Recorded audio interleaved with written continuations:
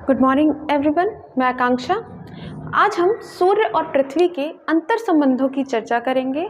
ऐसे अंतर संबंध जिनके कारण दिन व रात होती है, पृथ्वी पर अलग अलग ऋतुएं प्राप्त होती हैं।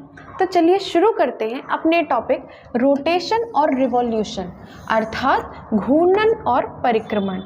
सभी को आम जीवन में बहुत सारे डाउट्स होते हैं। पहला तो डाउट यही होता है कि घूर्णन क्या है, परिक्रमण क्या है। आमतौर पे दोनों हम सेम ही लेके चलते हैं, ठीक है। और दूसरे डाउट्स होते हैं कि कैसे पृथ्वी तो सूर्य के चक्कर कंटिन्यू लगा रही है, तो फिर कैसे कभी दिन होता है, कभी रात होती है, कभी गर्मी पड़ती है, कभी सर्दी होती है, कभी शरद, कभी बसंत, इस तरीके से क्यों होता है। तो चलिए आज सारे आपके डाउट्स को एक एक करके क्लियर करते हैं, ठीक है।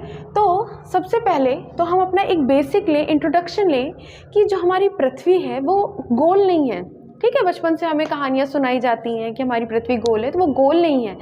पृथ्वी हमारी जियोइड अर्थात भू आप आकृति की है। पृथ्वी इस आकृति में हमारी पाई जाती है, ठीक है। और इस आकृति के साथ ही कुछ बेसिक चीज़ें आपको बता रही हूँ जो आपको इस लेक्चर में काम आएंगी कि इस आकृति में जो पृथ्वी का केंद्र है, ठीक है, इस केंद्र से एक रेखा, एक इमेजिनरी रेखा खींची गई है जिसे हम विषुवत रेखा कहते हैं, अर्थात इक्वेटोरियल कहते हैं। क्या? इक्वेटोरियल लाइन, विषुवत रेखा, ठीक है। इसके साथ ही पृथ्वी में इस विषुवत रेखा के आधार पे पृथ्वी को दो गोलार्धों, ठीक है, दो भागों, जो भी कहना चाहें, दो भागों में बांटा गया है। इसका जो ऊपरी भाग है इसे हम उत्तरी गोलार्ध कहते हैं और जो इसका दक्षिणी भाग है उसे हम दक्षिणी गोलार्ध कहते हैं। अभी मैं आपको इस टॉपिक को समझने के लिए कुछ बेसिक चीज़ें बता रही हूँ, वो आप ध्यान रखें। आगे आने वाले लेक्चर्स में हम धीरे धीरे सारी चीज़ें अच्छे से डिस्कस करेंगे, ठीक है। तो विषुवत रेखा आपको क्लियर हुई। उसके बाद जब हम ऊपर जाते हैं तो 23.5 डिग्री के अक्षांश में एक और इमेजिनरी रेखा, पृथ्वी के अध्ययन को किसी भी कंफ्यूजन से दूर रखने के लिए एक और इमेजिनरी रेखा बनाई गई है उत्तर की ओर, जिसे क्या बोलते हैं? इसे हम बोलते हैं कर्क रेखा। क्या बोलते हैं? कर्क रेखा, कैंसर, लाइन ऑफ कैंसर, ठीक है। और इसी तरीके से जब हम विषुवत रेखा के दक्षिण में आते हैं तो 23.5 डिग्री अक्षांश पे यहाँ पे फिर हमने एक लाइन रखी है जिसे हम हिंदी में बोलते हैं क्या? मकर रेखा, अर्थात लाइन ऑफ कैप्रिकॉर्न, ठीक है। तो चीज़ें क्लियर हुई कि हमारे केंद्र से जो रेखा जाती है उसका नाम क्या है? विषुवत रेखा, अर्थात भूमध्य रेखा भी इसे कहते हैं, इक्वेटोरियल लाइन भी कहते हैं। इसके उत्तर में 23.5 डिग्री अक्षांश में जो रेखा जाती है उसे हमने कर्क रेखा का नाम दिया है और जो दक्षिण में रेखा जाती है 23.5 डिग्री अक्षांश में उसे हमने मकर रेखा का नाम दिया है। अब ये क्वेश्चन उठता है कि 23.5 डिग्री अक्षांश को ही क्यों लिया गया है। तो ये बताती हूँ, जो हमें अपने इंडिया से मतलब है, ठीक है, हमें तो वहीं की सारी चीज़ें पढ़नी है। तो क्या है कि जो हमारी विषुवत रेखा है, भारत इस विषुवत रेखा के ऊपर स्थित है, अर्थात उत्तरी गोलार्ध में स्थित है। इसके साथ ही ये जो हमारी कर्क रेखा है, ये कर्क रेखा भारत के एकदम मध्य से गुजरती है, मध्य के 8 राज्यों को ये क्रॉस करती है। तो इस तरीके से ये जो कर्क रेखा है ये हमारे भारत की जलवायु को बहुत प्रभावी रूप से प्रभावित करती है। इसी वजह से हमने 23.5 डिग्री अक्षांश उत्तरी या दक्षिणी को एक बेस लाइन लेके और आगे का जो भी जलवायु का अध्ययन है, किसी भी चीज़ का अध्ययन है, तो हम इसको as a base line use करते हैं। तो चलिए अब हम अपने टॉपिक की ओर आते हैं जो हमने स्टार्ट किया था, क्या? रिवॉल्यूशन और रोटेशन। तो सबसे पहले हम इसकी हिंदी जानते हैं कि इसकी हिंदी क्या है, ठीक है। रोटेशन अर्थात घूर्णन और रिवॉल्यूशन अर्थात परिक्रमण। हिंदी समझ लिए तो उसके बाद की क्या चीज़ें होती हैं, दोनों एक नहीं होता, क्या डिफरेंस होता है दोनों में, हम आगे आने वाली स्लाइड्स में देखेंगे। तो देखिए, जैसे कि हमारी पृथ्वी है ना, जब आकाशीय पिंड बने तो हमारी पृथ्वी क्या है? सीधे खड़ी हुई थी। फिर क्या हुआ? अलग अलग आकाशीय पिंड एक दूसरे से टकराए, तो जिसके कारण क्या हुआ? पृथ्वी पहले सीधी थी, ठीक है, केंद्र से इसके इस तरीके से अक्ष जा रहा था। एक आकाशीय पिंड इससे टकराया तो पृथ्वी क्या हुई? अपने इस अक्ष में, है ना, इस अक्ष में 23.5 डिग्री क्या हुई? टिल्ट हो गई, 23.5 डिग्री टिल्ट हो गई, है ना, तो ऐसी टेढ़ी हो गई। तो ये जो टिल्ट हुई ना, इसी के कारण पृथ्वी पे अलग अलग समय में अलग अलग, जैसे दिन है, कभी रात है, कभी सर्दी गर्मी, ये चीज़ें पाई जाती हैं, है ना, क्योंकि सूर्य के सम्मुख हमें ये चीज़ पता है ना कि पृथ्वी सूर्य के चक्कर लगा रही है। तो पृथ्वी के इस तरीके से अपने ही अक्ष में 23.5 डिग्री झुके होने के कारण अलग अलग समय में अलग अलग दशाएं प्राप्त होती हैं। ठीक है, अब देखिए, जो हमारी पृथ्वी है जियोइड आकृति में निर्मित है और अपने अक्ष पर 23.5 डिग्री झुकी हुई है, जिसके कारण सूर्य की परिक्रमा करते हुए इसके द्वारा प्राप्त प्रकाश में विभिन्नता मिलती है ना। आप ऑब्वियस सी बात है, आप कोई पिंड लो, है ना, वो सूर्य है, मान लेते सूर्य है, और ये पृथ्वी उसके सीधे सीधे ऐसे चक्कर लगा रही है, तो क्या होगा कि हमेशा सेम ही प्रकाश प्राप्त होगा, है ना। लेकिन कंडीशन क्या हुई कि पृथ्वी झुक गई, झुकने के कारण ये इस तरीके से जा रही है, इस तरीके से, तो अलग अलग अलग टाइम पे क्या होगा, अलग अलग प्रकाश, अलग अलग वो प्रकाश की इंटेंसिटी मिलेगी ना, तो उसके कारण अलग अलग दशाएं हमें प्राप्त होंगी, है ना। तो ये देखिए, पृथ्वी जो है हमारी वो 2 प्रकार की गति करती है। पहली करती है रोटेशन अर्थात घूर्णन, और दूसरी करती है रिवॉल्यूशन अर्थात परिक्रमण। चलिए अब हम पृथ्वी की दोनों गतियों रोटेशन और रिवॉल्यूशन में डिफरेंशिएशन देखते हैं कि क्या अंतर है, घूर्णन क्या है, परिक्रमण क्या है, ये सारी चीज़ें हम चित्रों के माध्यम से देखते हैं। तो सबसे पहले हम डिस्कस करेंगे रोटेशन को। रोटेशन क्या होता है, अर्थात टू टर्न, मतलब पृथ्वी जो अपने ही अक्ष में गोल गोल घूमती है ना, लट्टू की तरह, उसको जो वो उसकी गति होती है, इसे हम क्या बोलते हैं, इसे बोलते हैं रोटेशन अर्थात घूर्णन। ठीक है, इसे क्या बोलते हैं, घूर्णन। और जब पृथ्वी, जैसा कि हमें पता है कि ग्रह तारे की परिक्रमा करते हैं, जिसके अंतर्गत पृथ्वी हमारे सूर्य की परिक्रमा करती है, तो पृथ्वी जो सूर्य की परिक्रमा करती है, इसे हम कहते हैं रिवॉल्यूशन अर्थात परिक्रमण। ठीक है, तो समझ में आया घूर्णन और परिक्रमण में क्या डिफरेंस है। इसको आप इस तरीके से याद रख सकते हो। कहते हैं ना कि वहाँ जब भी मंदिर जाते हैं तो लोग परिक्रमा करते हैं, बीच में भगवान जी होते हैं, उनके चारों ओर परिक्रमा करते हैं, हम घूर्णन नहीं करते हैं, क्या करते हैं, परिक्रमा। तो उससे आप याद रख सकते हो कि सूर्य के चारों ओर जो पृथ्वी परिक्रमा करती है, घूमती है, उसे हम परिक्रमण कहते हैं अर्थात रिवॉल्यूशन कहते हैं। ठीक है, तो अब आपको इन दोनों वर्ड्स का डिफरेंशिएशन पता चला कि क्या अंतर है। अब हम चीज़ें देखते हैं कि किस तरीके से ये दोनों गतियाँ पृथ्वी को प्रभावित करती हैं, है ना। तो देखिए, जो हमारा रोटेशन है, अब हमें ये चीज़ पता है कि यहाँ है हमारा सूर्य, सन। अब पृथ्वी जो है, जो सूर्य से ही प्रकाश प्राप्त करती है, ऊष्मा प्राप्त करती है, अब पृथ्वी क्या करती है, अपने ही अक्ष में घूम रही है ना। तो अब आप इमेजिन करो कि ये सूर्य है और पृथ्वी इधर उधर इधर उधर घूम रही है ना। हम अपने इंडिया के रेफरेंस में लेते हैं, मान लेते हैं, ठीक है, अब यहाँ दिख नहीं रहा है, मान लेते हैं कि ये हमारा भारत है ना। तो जब भारत का ये भाग सूर्य के सामने आएगा, इसी घूर्णन में जब सूर्य के सामने आएगा, तो क्या होगा, सूर्य का प्रकाश और ऊष्मा सीधे पड़ेगी, तो क्या होगा, दिन होगा। लेकिन जब घूमते घूमते, ये हमारा सूर्य है, ठीक है, ये सूर्य तो ऐसे खड़ा है, अब पृथ्वी इस तरीके से घूम रही है। अब मान लो कि इस वाले पॉइंट पे हमारा इंडिया है और यहाँ सूर्य है, यहाँ से सूर्य की किरणें सीधे पड़ रही हैं भारत पे, तो क्या है, दिन है। लेकिन जब इस तरीके से घूमते हुए पृथ्वी पहुँच जाती है पीछे, है ना, जहाँ पे सूर्य की किरणें नहीं पहुँच रही हैं, तो अंधेरा हो जाएगा। अंधेरा मतलब यहाँ रात हो गई। तो एक चीज़ आपको क्लियर हुई कि पृथ्वी का जो रोटेशन है, जो घूर्णन है, वो पृथ्वी में दिन और रात की प्रक्रिया का निर्धारण करता है, अर्थात इसके कारण पृथ्वी पर दिन और रात होते हैं। ठीक है, चीज़ें क्लियर हुई। अब हम रोटेशन की ओर बढ़ते हैं, है ना। ये देखिए, और हमें ये भी सभी को पता है कि 24 घंटे का एक दिन रात होता है। तो ये चीज़ तो बहुत नॉर्मली सभी को पता होगी कि अगर हम देख रहे हैं कि पृथ्वी के घूर्णन से दिन और रात हो रहे हैं, है ना, और हमारा एक दिन और रात 24 घंटे का होता है, तो ये बहुत ऑब्वियस बात है कि जो एक घूर्णन होगा पृथ्वी का, वो कितने घंटे में होगा, 24 घंटे अर्थात एक दिन में होगा, जिसमें दिन और रात की प्रक्रियाएँ उत्पन्न होंगी पाई जाएंगी। ठीक है, अब हम अपने दूसरे टॉपिक रिवॉल्यूशन में चलते हैं, जिसका अर्थ है परिक्रमण। अब हमें पता है कि सूर्य सौरमंडल के केंद्र में है, जिसके चारों ओर अलग अलग ग्रह परिक्रमा करते हैं, जिसमें एक हमारी पृथ्वी भी है। तो ये जो सूर्य के चारों ओर परिक्रमा करती है, इसे ही हम क्या कहते हैं, इसे कहते हैं परिक्रमण। ठीक है, तो ये क्या होता है, अब आप ये मैं आपको कुछ दशाएं दिखाऊंगी। ठीक है, इनके कारण क्या होता है, सीजन्स आते हैं, स्प्रिंग, समर, विंटर, ऑटम, सारी चीज़ें, सारे जो सीजन्स होते हैं, हमारे 4 सीज़न होते हैं, वो इसके कारण आते हैं। किस तरीके से हम आगे स्लाइड्स में देखते हैं, पहले ये देख लीजिए।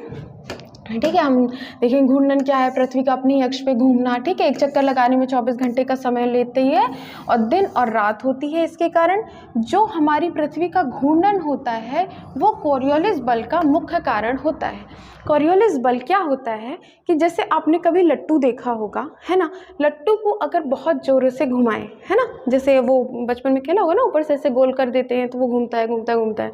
अब मान लेते हैं कि उस लट्टू के ऊपर हमने क्या कर दिया, एक छोटा सा कंकड़ रख दिया, चिपका दिया, तो क्या होता है ना, उस कंकड़ की जो दिशा होती है ना, वो जो कंकड़ उस बल के कारण जो लट्टू पे लग रहा है, वो उसकी दिशा उस बल के कारण प्रभावित होती जाती है ना। ऊपर अगर रखेंगे, अगर उसके केंद्र से ऊपर रखेंगे तो क्या होगा, उसकी दिशा अलग होगी, और नीचे अगर रखेंगे उसकी दिशा अलग होगी, और बल तो लग ही रहा है, फोर्स तो लग ही रहा है, घूम तो रहा ही है ना। तो ये जो बल कहलाता है किसके कारण, घूर्णन के कारण, उसे हम क्या कहते हैं, कोरियोलिस फोर्स। अब क्या होता है, जैसे कि मैंने बताया ना लट्टू, अगर हम इस बिंदु को, जो भी हमने कड़ रखा है उस लट्टू पे, अगर हम इसको भूमध्य रेखा मतलब उसके सेंटर पे रखेंगे तो उसकी क्या होगी, गति कंपैरेटिवली कम होगी, वो धीरे धीरे धीरे धीरे आएगा, है ना। एक टाइम के बाद ही अगर इस पॉइंट पे रखा है तो एक टाइम के बाद ही हमें इस पॉइंट पे दिखेगा।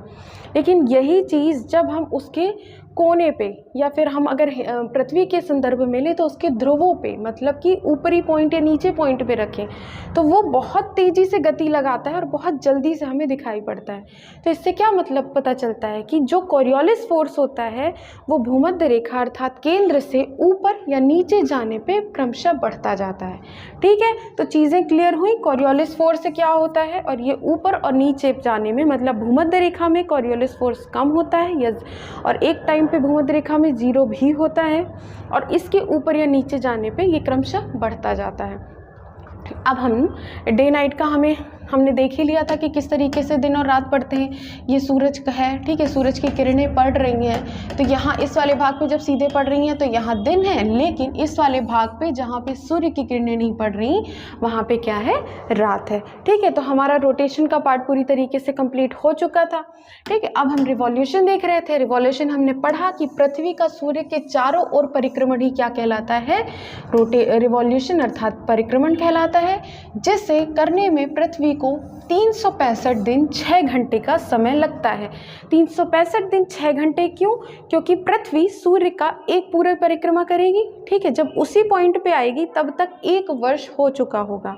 हमें पता है कि सामान्यतः 1 वर्ष कितने का होता है, 365 दिन का होता है, लेकिन इसके साथ ही चूंकि पृथ्वी अपने ही अक्ष में टिल्ट है, झुकी हुई है 23.5 डिग्री, तो 6 घंटे का अतिरिक्त समय भी उस पूरे परिक्रमण को पूरा करने में लगता है। किंतु चूंकि पृथ्वी अपनी अक्ष पर 23.5 डिग्री झुकी हुई है, जिसके कारण 6 घंटे का अतिरिक्त समय भी उसे पूरी परिक्रमा करने में लगता है।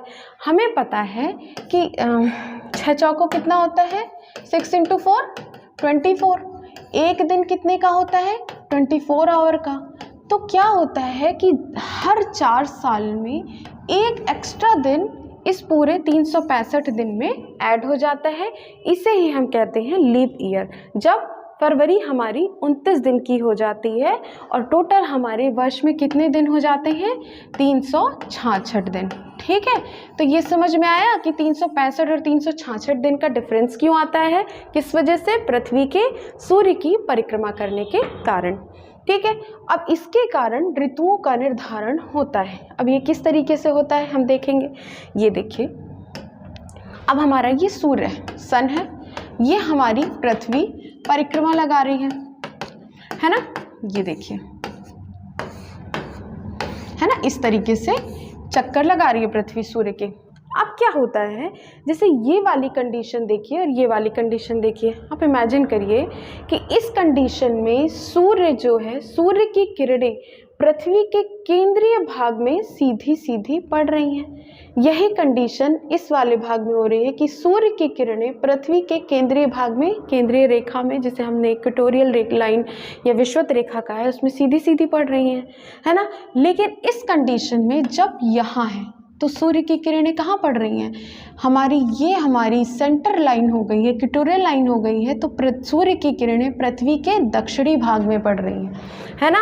और यहाँ पे सूर्य की किरणें हमारी पृथ्वी के उत्तरी भाग में अर्थात उत्तरी गोलार्ध में प्राप्त हो रही हैं, है ना। तो इन वजहों से, क्योंकि हमें पता है कि हमारी ऊर्जा, हमारा दिन रात, हमारे विभिन्न ऋतुएं, सीजन जो भी है, सब सूर्य पे ही निर्धारित है ना। सूर्य का जब प्रकाश ज़्यादा पड़ेगा तो हमें गर्मी होगी, सूर्य का प्रकाश जब कम पड़ेगा तो हमें ठंडी होगी, जब हमें डायरेक्टली सूर्य का प्रकाश मिलेगा तो दिन होगा, और जब नहीं मिलेगा तो रात होगी, है ना। तो ये समझ में आ गया कि सूर्य के चक्कर लगाने के कारण ही चीज़ें हो रही हैं। तो ये देखिए क्या होता है कि हमें पता है, हम भारत के संदर्भ में ले रहे हैं, हमें पता है कि हमारा भारत कहाँ है, उत्तरी गोलार्ध में, हमने अभी देखा, है ना। इसके साथ ही हमें ये भी पता है कि जो मार्च, अप्रैल, मई, जून, ये सारा एरिया, ये सारे जो टाइम होते हैं ये गर्मी का सीज़न होता है, जो दिसंबर नवंबर होते हैं ये ठंडी के सीज़न होते हैं। तो आप बस उसी से थोड़ा थोड़ा इमेजिनेशन करिए जिससे आपको चीज़ें याद होंगी। तो साल में 2 टाइम ऐसा आता है जब सूर्य, जैसा कि हमने ये देखा, जब सूर्य की जो किरणें हैं वो हमारे सेंटर वाले भाग पे अर्थात हमारी भूमध्य रेखा पर सीधी पड़ती हैं।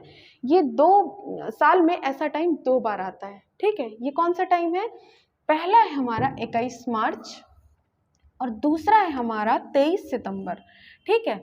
मार्च और सितंबर, आपको पता होगा कि हमारे यहाँ गर्मी की शुरुआत कब से होती है, मार्च से होती है ना। और इसके बाद, मार्च के बाद अप्रैल, मई, जून बरसात का थोड़ा थोड़ा सीज़न आने लगता है। उसके बाद जब बरसात हमारी ख़त्म होती है और सर्दी शुरू होती है, वो कौन सा टाइम होता है, वो होता है सितंबर का टाइम, जब ऐसी कंडीशन होती है कि आप ना ही कूलर चालू कर सकते हैं और ना ही उसके बिना रह सकते हैं। मतलब उमस वाली गर्मी होती है वो, है ना, बहुत ज़्यादा मतलब घबराहट वाली गर्मी होती है। वो कौन सा समय होता है, वो होता है सितंबर। तो वो इसलिए होता है क्योंकि उस टाइम पे सूर्य की किरणें जो है वो भूमध्य रेखा पर सीधी पड़ रही हैं, है ना। इसके बाद एक टाइम ऐसा आता है जब सूर्य की किरणें उत्तरी गोलार्ध में सीधी पड़ती हैं। उत्तरी गोलार्ध में क्या है, हमने अभी पढ़ा था, कर्क रेखा है, और जो हमारा भारत है वो कर्क रेखा उसके बीच से गुजरती है। तो ये पता चल गया ना कि मतलब इस टाइम पे जो सूर्य की किरणें हैं वो हमारे भारत पे सीधे आएंगी, है ना। ये कौन सा टाइम होता है, ये टाइम होता है हमारा जून का टाइम।